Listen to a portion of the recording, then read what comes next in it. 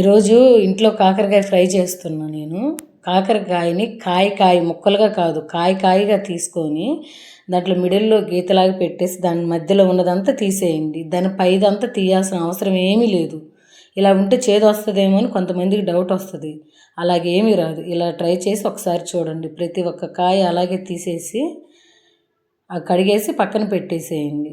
Mixie జార్లో వేరుశనగ పప్పు, ఎండుమిరపకాయలు, ఎండు కొబ్బరి, కల్లుప్పు, చిన్నుల్లిపాయలు అన్నీ అందులో వేసి మిక్సీ పట్టేసేయండి. పొడిలాగా మెత్తగా పొడిలాగా పట్టేసి పక్కన పెట్టేసేయండి.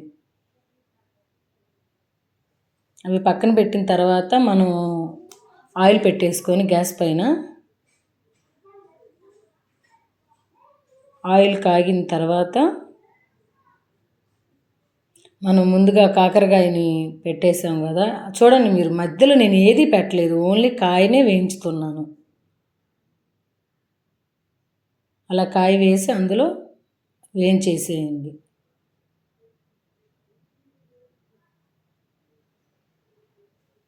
కాయ ఎంత వేయించిన తర్వాత మిగతాయి కూడా కొన్ని ఉన్నాయి, ఇంకొకసారి కూడా అందులో వేసేస్తున్నాను నేను. అవన్నీ వేయించుకొని పక్కకు తీసేసేయండి ఒక దాంట్లో.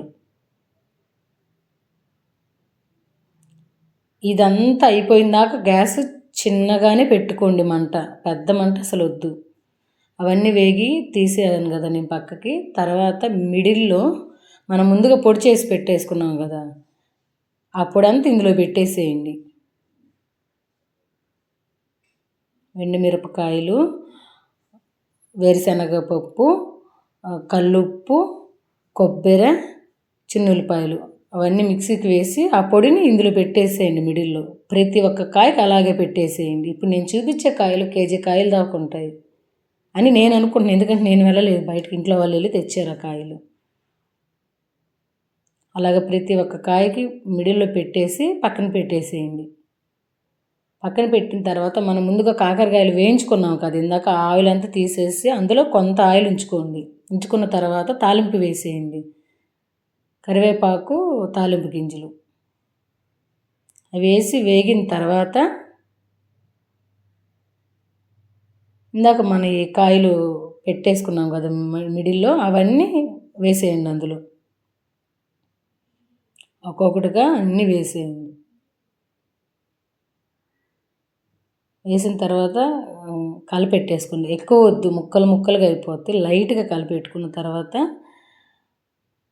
కాకరకాయలన్నీ సైడ్ చేసి మిడిల్లో ఆయిల్ ఉంటుంది కదా, ఆయిల్లో ఈ పొడి వేసేయండి. ఇంకొంత ఉంటుంది, మనం కాయలకి పెట్టంగా ఇంకొంత పొడి ఉంటుంది, ఆ పొడి మిడిల్లో వేసేయండి. సరిపడా వేసుకోండి, పొడి అంతా ఎక్స్ట్రా ఉంది కదా అని వేసేయొద్దు. వేసి కలిపెట్టేసేయండి. అలా కలిపెట్టేసుకున్న తర్వాత గ్యాస్ ఆఫ్ చేసేయండి.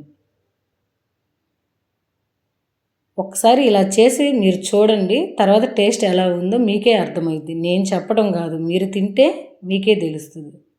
2 రోజులకు ఒకసారి కంపల్సరీగా ఇది ఉంటుంది.